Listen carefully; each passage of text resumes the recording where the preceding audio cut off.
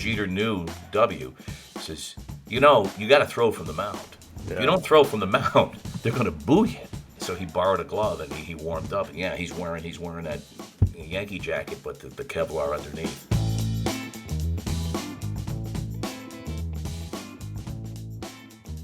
Hey everybody, what's up? Trey Wingo here. Welcome into another episode of Half Forgotten History.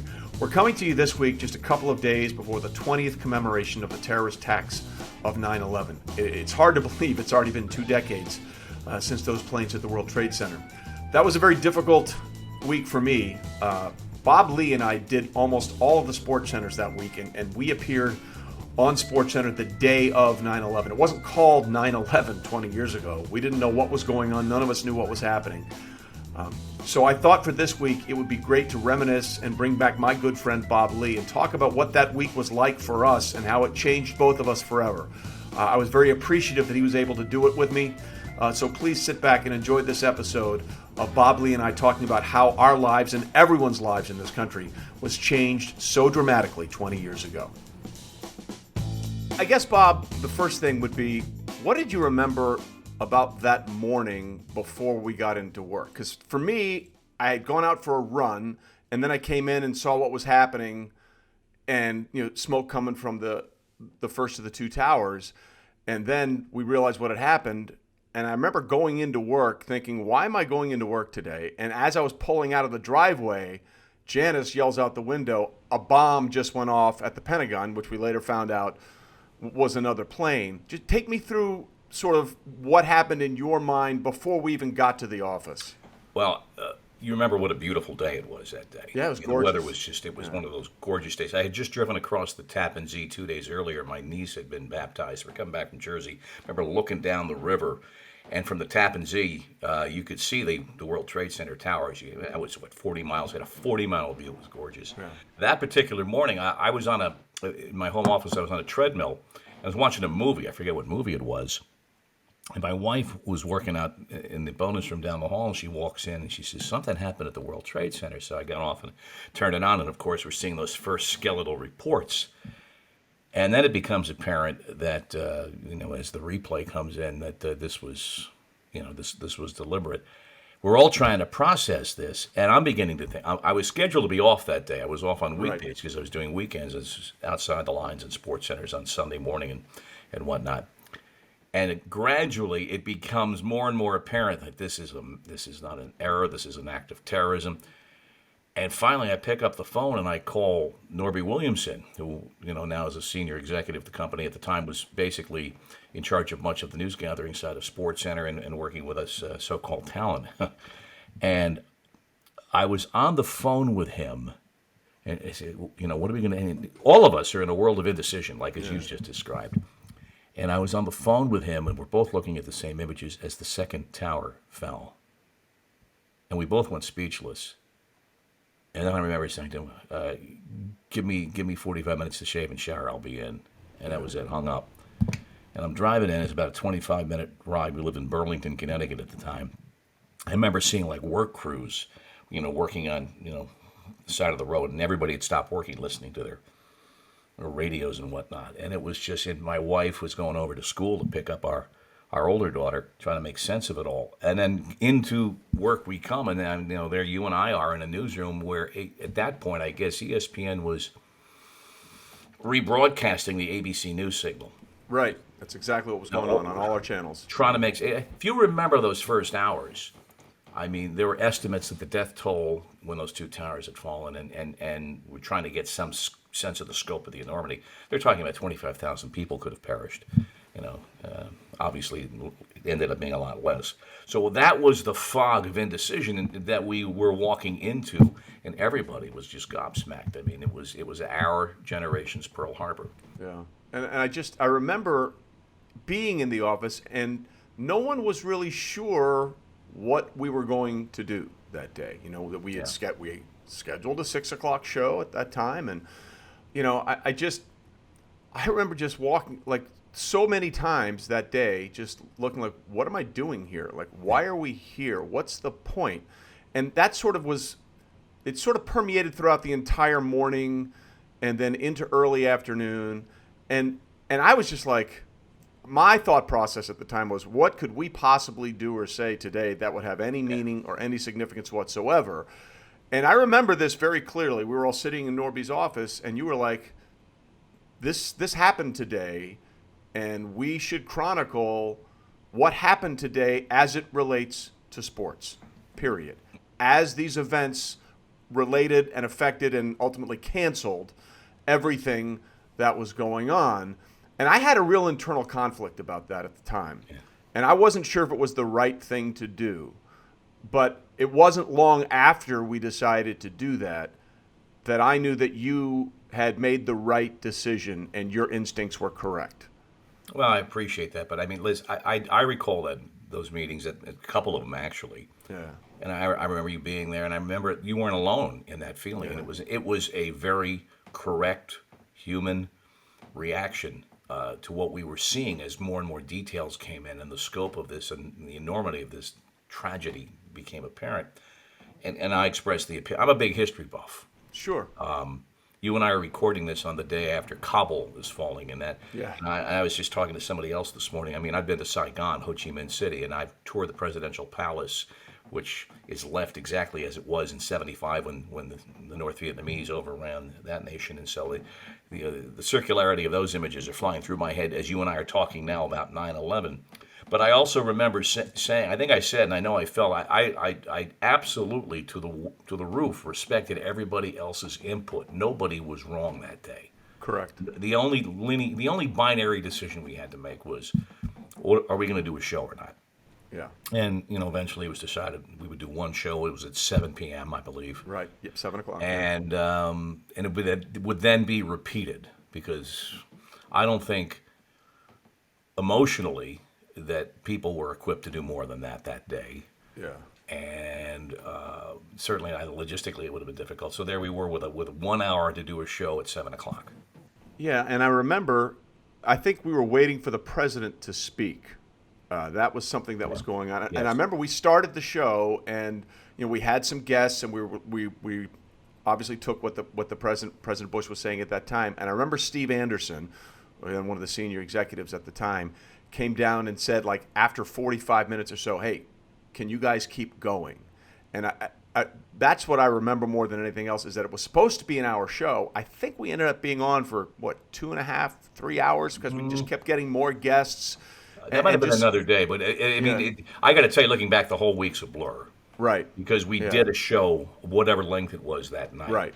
Right. And then we came back Wednesday, Thursday, Friday, and did essentially day-long sports centers during the day. Correct. Because I think we had shown that there was a respectful way to do this. Show. I will tell you, as to the decision whether to do a show or not, and you and I have talked about this. I think I told you recently, and I don't know if it's still there at the 9/11 Museum, because it was not a permanent exhibit, but there was an exhibit about sports in 9/11. Yeah. And I had not visited the museum until, I think, about a year and a half ago, just before COVID hit. And this exhibit was up. And central to the exhibit is a TV monitor. And what is it showing, Trey? But you and me. Crazy. And the first 7 or 8 minutes of that show. Yeah. And that's powerful enough. I was just flipping blown away by that. Here we are. I mean, you walk around that museum, and all the artifacts, the mementos, the remembrances of that horror are just around you everywhere. And for us to for your face to be there, it's like, wow. But then it was a very dark room, that exhibit, and I stepped back. And I wanted to just run my own little experiment, as it were. And other people came in, and I actually snapped a picture or two, because I just had to record this moment. Other people watching it, some of them who could not have been old enough to really have a working memory of 9/11. And let's face it, unless you're 35 or older now, you really don't have a cogent, mature memory of that day. Correct. And it was amazing how people were transfixed by it as they watched that whole clip all the way through. And to me, it said, well, what? However respectfully everybody felt that day, here we are a generation later, and the historical record holds up. So that was one of the most emotional things I think I've ever seen. To watch people watch us in the context of being in that museum. Yeah, and the weird thing about it is, you know, that day has special meaning for me in a different way than I think a lot of people, because obviously we were all just trying to figure it out. Yeah. Literally, the whole point, like you said, there was no wrong decision to be made that day because none of us really knew what we were doing. Yeah. We were just trying to adapt to this thing that had, like you said, it was our generation's Pearl Harbor. I mean, we had never had something like this happen to us on our soil in our lifetime. But, you know, this sounds terrible, but I think it's also somewhat accurate. Like, one of my best memories of all those years at ESPN was being able to do that show with you that day. Yeah. And again, I want to be 100% clear. I wish the day had never happened. Right, I don't yes. want, Yeah. I don't, that's not what I'm saying, but it meant something for me to do it with you. Well, I appreciate that, and I know, and I think we've talked about this publicly, but every 9/11 since, we've always, wherever we are, usually on different sides of the country or not in the same Right. space, we always make a point to reach out and just contact each other about that, because of it's a shared experience, and the people who were in the control room feel the same way, and I hear from them on 9/11, like Alita Widoft was among those. And we went Tuesday, Wednesday, Thursday, the whole week, just trying to report. And what the things that to report, I mean, I remember we had Bud Selig on, the then commissioner of baseball, who it was fascinating because he knew George W. Bush as well as anybody that I know. I'd met George W. Bush when he owned the Rangers, and he helped me acquire an interview with his father back during the '92 campaign. But I wanted to talk to Bud, and I will remember this very distinctly because it was all of us were emotionally back on our heels, and Bud pops up on the two-way, and we're on the air with this. I said, Commissioner Bud Selig, Bud, how are you? And he says, no, and he says, I'm fine, Bob, how are you? And that was the kind, we had a national sense of looking out for each other that probably has not existed since then. Sadly, that's sadly, accurate. we're as far from that now as you could ever be. Right.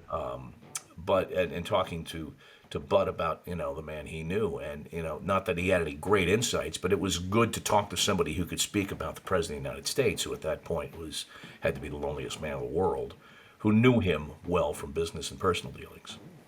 And the other thing about that week, in terms of how it related to sports, I think you and I both sort of had the same feeling that whatever the NFL was going to do was going to be the domino that would fall. Because I remember we went on, and I think it was either that night or the next night, we had the commissioner of the SEC on, and they were thinking about going ahead and playing that weekend.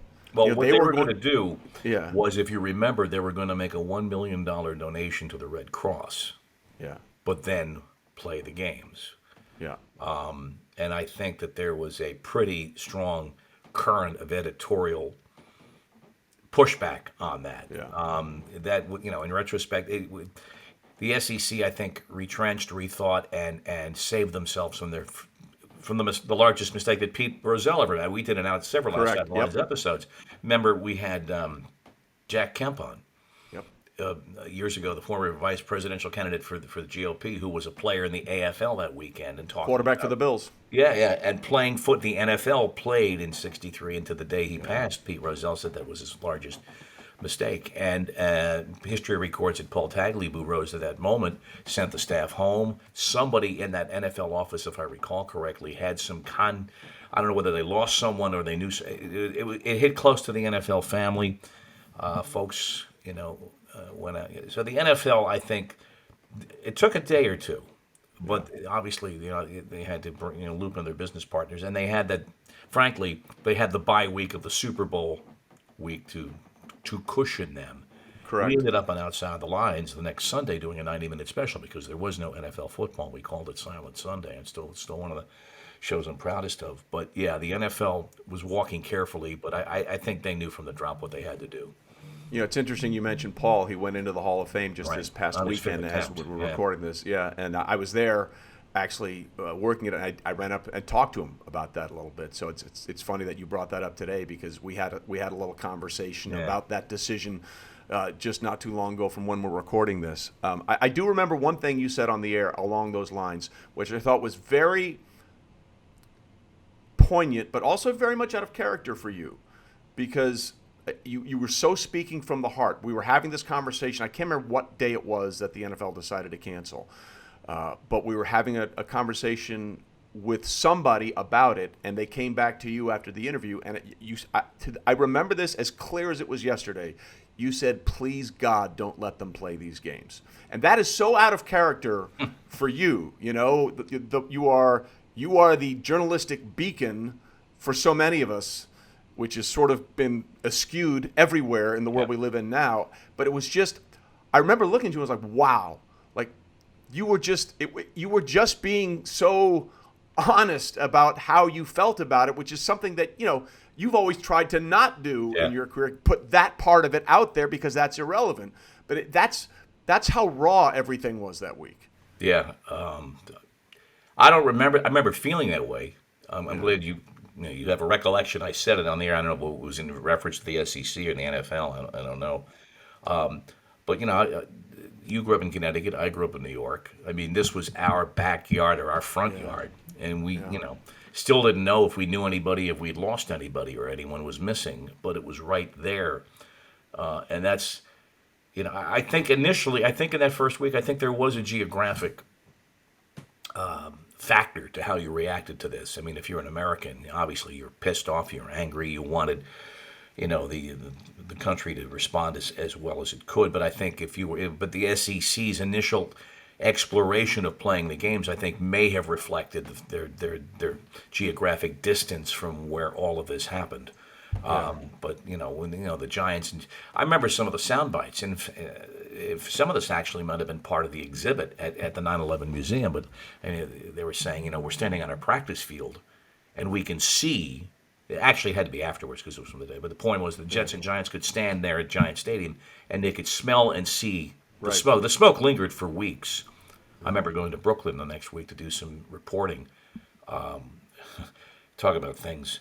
20 years ago, walking into an Arab elementary school, the equivalent of a yeshiva, if you will, for the Muslim faith, and talking to kids, and the principal was happy to facilitate interviews with kids. And these youngsters in the 6th, 7th, 8th grade were telling us already, a week, 10 days after 9/11, the slurs, the anger that they were facing from people because of the way they dressed and professed their faith, and they attended a Muslim school. And it was, and you would walk out to Prospect Park across from the river, and still all of those missing posters were up. Yeah. And if you were missing, you were gone. If you donated blood, it was not needed. Those are the things that I recall.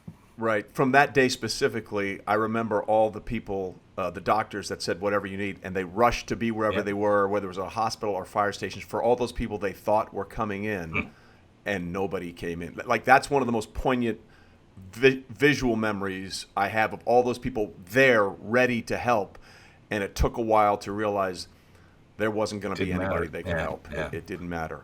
Why don't we take a quick break right here, and when we come back, we'll talk about the aftermath, because it wasn't just that day. It was a gradual process, and how sports really helped along those lines, getting the nation back on our feet. Back with Bob Ley and a very special episode of Half Forgotten History right after this. Overcoming the odds, rewriting the playbook, delivering under pressure. The MVPs of small business lead their teams to victory all year long. And Visa is proud to provide playmakers everywhere with more tools to help grow their business and help them achieve even greater success. Because the more people we can empower, the more we all win. Visa, a network working for everyone. Hey everybody, Trey Wingo here to tell you that NFL SundayTicket.tv is like having front row seats to every out-of-market game all season long, every Sunday afternoon. No matter where you live, that is a lot of football. And guess what? This season you get more football than ever before. 18 weeks of NFL glory right there in front of you, streamed to your favorite device. Just picture this scenario with me.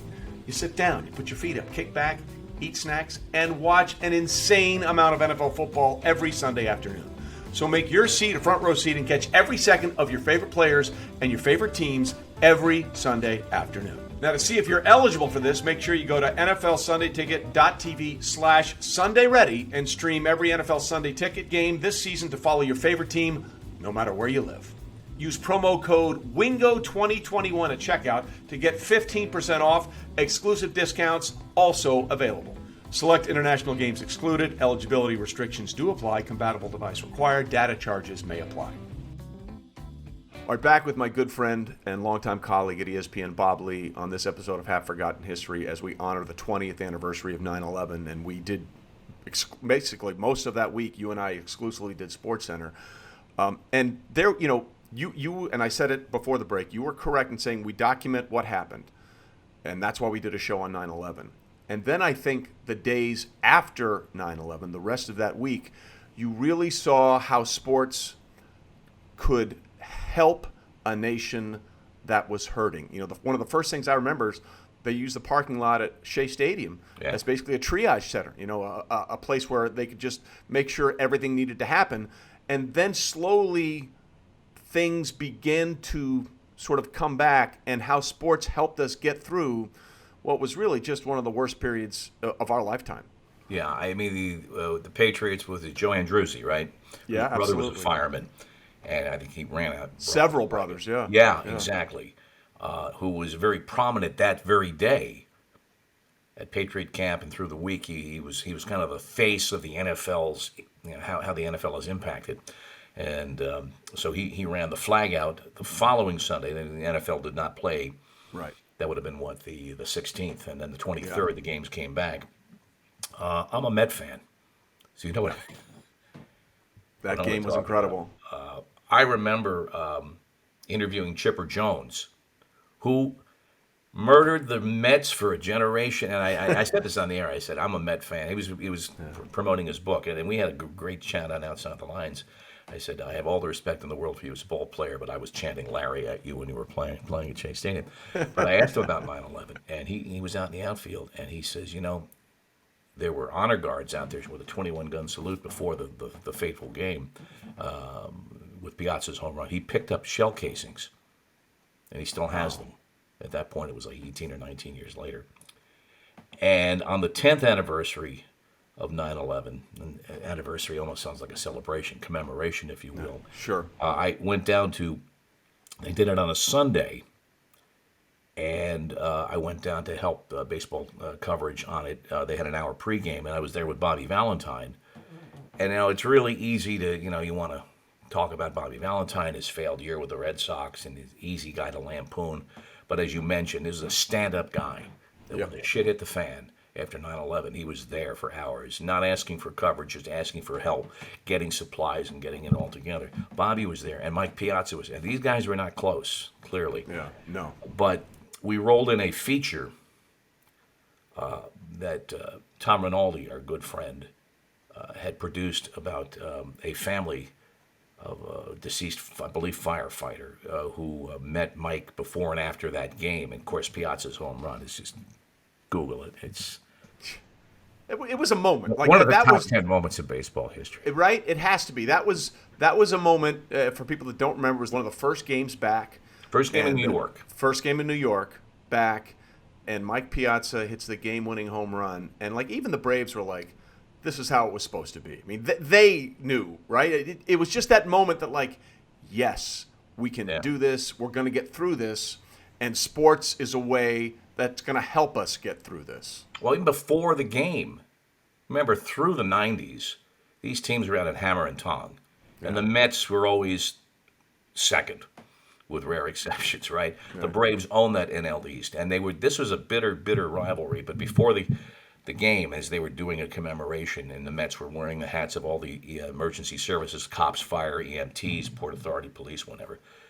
The teams are lined up on the respective foul lines, and then they said, let's play ball, basically. And then, spontaneously, the two teams met, exchanging hugs and handshakes before the game, which shows you the depth of just how the status quo had just been thrown asunder by this.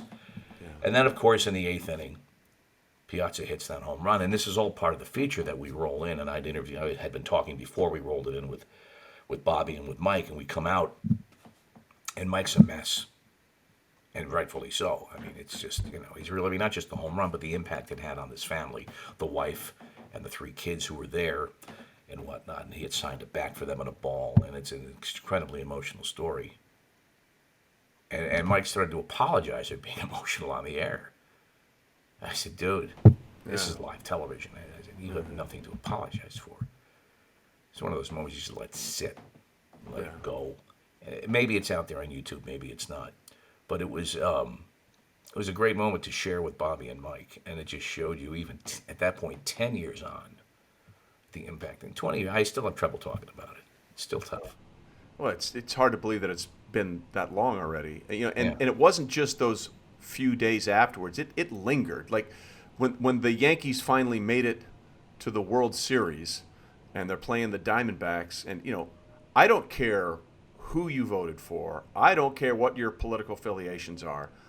That moment when President Bush walked out to that mound, and obviously he was wearing a flak jacket underneath, but stood there and basically said, "Here I am, take your best shot," and delivered a bullet of a strike over the plate. I mean, I'm getting goosebumps just talking about it right now. Still, I talked to him about it a couple of years later at the White House. We were interviewing him for a series of things, and he was gracious. It was the same time he announced that I think he was sending his father to lead the delegation to the 2004 Athens Olympics. Right. And he told me the story, and we mentioned it several times since, about how he was downstairs and he knew everybody. Because remember, George W. Bush, again, whether you like him or not as president, or Republican, Democrat, whatever, owned the Texas Rangers and had a lot of his own money at stake, and knew everybody in baseball and loves baseball and knows baseball cold, and had been talked about at one point as a commissioner. And so he's under the stands before the game, and the security around Yankee Stadium, I was not there that night, but the security was unlike anything you'll ever see again, given what had happened just, 7 or 8 miles south of there a couple of weeks earlier. And Derek Jeter comes up to him, and Jeter knew W, says, you got to throw from the mound. Yeah. If you don't throw from the mound, they're going to boo you. Yeah. And, so he borrowed a glove, and he warmed up. And, he's wearing that Yankee jacket, but the Kevlar underneath. There's been a movie produced about that. I think the ESPN aired it a few years ago. And in the toxic times we now live in, there are still people, even internally, that had some problems with that running without an examination of everything. We're not going to do the story of the Iraq War, of Operation whatever. It's that moment, and that moment was special. It was, in essence, sort of like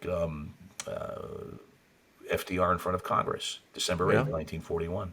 Very much so. And even after that, he decided to throw from the mound, and then Jeter turned back and said, and if you don't throw a strike from the mound, they'll boo you too. So, it's New York, baby. Deliver or get out of here, But it's funny because it just kept going, right? Like that first Sunday afterwards when all the teams ran out carrying the flags, and you mentioned Joe Andruzzi on the 23rd. I remember watching John Gruden, who was then still coaching the Bucks, just the tears streaming down his eyes, and how the protocols of 9/11 linger to this day. Like that Super Bowl that year afterwards was in New Orleans. Right. I remember tanks in the streets in New Orleans. We were down there. I'm like, oh my God, there are literal tanks in the streets. And we were doing a pregame radio show before the Super Bowl on ESPN Radio, and word came in that Bob Kraft had left his credential and couldn't get in the building. And like, if anybody should, I'm the owner of the team that's playing. And he was like, no, I totally understand. Had to go back to his hotel, get his credential, otherwise he would not have gotten in to see arguably one of the greatest endings in Super Bowl history. Right. I mean, but that's how sort of buttoned up everything was, and that's how everybody sort of understood, hey, I get it. This is what we have to do because of what just happened. Right, but at the same time, and I remember I remember the show we did on Outside the Lines on Sunday of that week, either Super Bowl Sunday or the week before the Super Bowl, about the politicization of the Super Bowl, and we had Arizona Congressman J.D. Hayworth, who was a former sportscaster who I'd gotten to know in some trips to Washington, who later lost his seat when he attempted to challenge John McCain in a Republican primary, and Al Franken, who at the time was not Senator Al Franken, but was just Al Franken, humorist, talking about this. Off air, it was apparent these guys knew each other, which I thought was funny because JD was he was left and right. But again, 20 years ago, you could have those friendships and even advertise them in public and talking about that. But of course, since 9/11, I think there has been a story with the NFL and patriotism that some people think it's over. I think it's overdone as well. Larger the flag, the more the patriotism. Flag's the size of the field. Correct. Program that they involve in with it, taking DoD money to do things. I think that the NFL has never missed a chance to align itself with the media at the same time while promoting causes that wouldn't necessarily align with that, with social equity and social justice. It's been an interesting ballet. So I think we've had too much of that. It's just a football game. But at the time, all of those events We're all wrapped into everything. Special meaning. And the other stories that we would investigate there was a third Division III basketball player outside of New York City who was Muslim and a woman, and insisted, played in her full attire, and was getting some grief for that. And so it opened a whole window for those of us who were looking to do stories like that. These stories kept presenting themselves. One thing that really struck me, because I went to the Super Bowl and I came home for 2 days, and then I was going to cover the Olympics in Salt Lake. And as it turned out, I found out the person sitting next to me on my plane was an air marshal, And how do you find out someone's an air marshal? He tells you. She actually, it was a she. She told me she should get her butt fired. I don't know what happened afterwards, but and that's why I never publicly stated her name anywhere. But she said, as we're flying to the Olympics, she's like, we're not really concerned about the Olympics because we think we've got that pretty buttoned down, which I thought was weird because it's a much larger expanse and there's certainly. But she said, I got to tell you, we were terrified about the Super Bowl. We were terrified that something else was going to happen at the Super Bowl because it's so densely packed in a central location. I was like, boy, I'm glad I didn't know that before. I'm glad you found. I'm glad you told me that after. And that's sort of the other thing, Bob. That at some point there was so much stress that whole first week. You have to find some sort of an outlet, right? You had to find something, some sense of something to just alleviate stress. And you will appreciate this story. At one point, our good friend Seth Markman, who is now a grand poobah and master of time, space, and dimension in the NFL coverage at ESPN, and we were sitting there next to the printer in the old newsroom printing up a rundown or something, and I looked at him and I said, hey, that's a really nice shirt. He goes, yeah, I got it for like $5 at a Goodwill store. And then he said, wait a minute, I got these pants for $5 at the same Goodwill store, and these shoes. Holy shit, Trey, my entire outfit I got at the Goodwill store for like $20. And it's not that funny, but we couldn't stop laughing for like 30 minutes. Yeah. Like, it was just like, Seth has this really stupid laugh where he goes, I know it well. You know it too well. And he did it, and when I saw him do it, I started, we could not stop laughing for about 15 minutes. We needed a reason to laugh. Yeah. You know what I mean? And that was the hard part after it, because you didn't want to be disrespectful in any way, shape, or form about anything, and you had to be serious. But at some point, you just needed to get it out. You just needed to find a way to alleviate some of the stress by the stupidest things in the world. And his $20 Goodwill outfit gave us a 20-minute break from the dretchery that was that week, and we needed it. Yeah, I don't know how many years it was, but Larry David, in his brilliant HBO series, actually mined the horror of 9/11 for a respectful but hilarious joke. Yeah. And as you're sitting there laughing at this episode of Curb Your Enthusiasm, and it had to do with somebody had a picture of someone on their desk. Oh, he died on 9/11. That's horrible. And a few moments later, he was a bicycle messenger who was hit by a bus on 57th Street. And you start to, am I allowed to laugh? It's like when I saw Pulp Fiction in the movies, Right.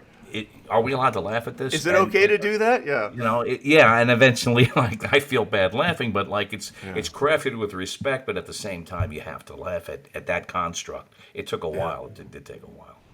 Well, I tell you what, why don't we take another quick break, and when we come back, we'll wrap this up with my very good friend and longtime colleague, Bob Ley. This episode of Half Forgotten History is brought to you by Starbucks Triple Shot Energy Extra Strength Coffee Beverage in a Can. That's Starbucks coffee that you love, ready to drink, offered in classic flavors, and now in zero sugar. They have 4 core flavors: vanilla, dark roast, cafe mocha, and caramel, and now also offering 2 zero sugar flavors, black and vanilla. Both are zero sugar and dairy-free. What gives you your energy? Find your Starbucks Triple Shot Energy online or at your local store. All right, back with Bob Ley on this great episode of Half Forgotten History, commemorating the 20th anniversary of 9/11 and the shows that we did together. That it had lasting impact for me, and like we said at the top, you and I to this every year have reached out, and there's another person that there's a guy at ESPN that's still there. His name is Pete McConville. I think he lost 5 or 6 of his dearest friends. They all worked at Cantor Fitzgerald, and so I've always sort of reached out to him along these same days, and we sort of alluded to it now. How everyone came together after 9/11. It didn't matter. We were Americans first. Is there any chance we can find that again? I don't know. I would hate to think that it would take something approaching the scale of what we were subjected to 20 years ago. I look at, one of the reasons I don't miss being involved in the daily push-pull of news is at the very, my profession, journalism, I think, has been totally redefined, in some cases debased. Yep. I think that the ability for the American mind popularly to hold opposing views in your head and understand that it's not 140 characters, that there's a place for critical thinking, there's a place for nuance, but there's not enough of it out there. We seem to be looking for the quick, easy answer that's definitive, binary, black and white, and the unwillingness to give the Trump administration any credit for Project Warp Speed. For example, just an example of the toxicity that exists in the political landscape. I'm sure that comment will get you a few comments on Twitter to begin with. I don't know. I wish it did. I do know it's a generational thing. You and I are parents now, if not our grandparents. I'm a grandparent, and as Kennedy said, the torch has been passed to a new generation, and with their own ideas. I hope they make it work. I just hope that that capitalism survives and patriotism survives. Yeah. Let me ask you this, because you mentioned being a parent. I'll tell a story, and I'd love to get your perspective from your kids. I remember literally a few days after 9/11, we went to the grocery store, and Chelsea had to be 9, 10. And I said, I'm going to the grocery store. I'll be right back. And I was in an open-air Jeep, and she ducked down like this. And I said, what are you doing? She goes, well, in case someone starts shooting at us, I don't want to be hit. And you don't think about it at the time, but you realize how much it affected them in that moment. Was there a moment for you with your kids like that, or something that really got to them? Our younger daughter was living in New York. She attended Columbia Barnard, and there are a couple of incidents that would come up, and she'd let us know, don't worry, but if you see this on Twitter or whatever, just the other day there was a shooting in D.C. that closed down the metro station close to her, and it's to the point where you almost, it's sad, but you take it in stride. But the responsibility, when you become a grandparent, it becomes logarithmic. It expands even more, because you realize that it's several generations now that you just hope will get the good out of all of this. But as 20 years, you got to be 35. Everybody under 35, I think, if you're watching this, find your parents, find a friend, find a neighbor who's that age, and ask them about that day. Because I remember talking to my parents about Pearl Harbor and about living through the Depression and dealing with all of that. And there are great books you can read, and you can make personal memoirs and whatnot. But nothing beats a personal conversation. What was that day? What did it mean? And how does it still affect us? Because it's just a chapter on the internet for so many people now, and it remains much more than that. No question. Find the good is a great way to sort of leave it. And let me just say this. And I sent this once to you in an email, and I meant it then, and I mean it now, as we are both gone from where we worked for many, many years. If I could have picked my career to model someone that was my coworker at ESPN, it would have been you. Oh, thanks, buddy. And, it means a great deal. Thank you. The times we worked together, we never had a bad time. We always had a good time, and that experience, as horrible as it was, I cherish having done that, especially because I did it with you. So thank you. Yeah. Well, best to you and the fam, and continue to live the good life. And let's find another reason to catch up besides this the next time. All right? Yeah, with adult beverages and the like. Score. So once again, my thanks to Bob Ley for joining us on our recollections of that horrible, horrible day and what happened going forward.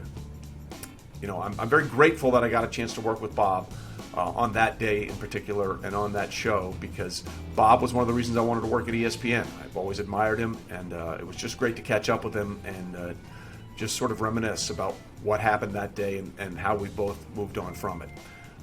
Coming up next week, we will stay in the New York area talking about a player who should have been an MVP of 2 Super Bowls but wasn't, because they always give it to the quarterbacks. But his career was fascinating and fabulous on a lot of levels.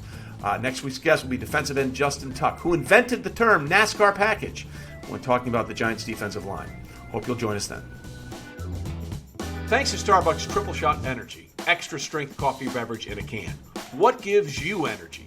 Find your Starbucks Triple Shot Energy online or at your local store.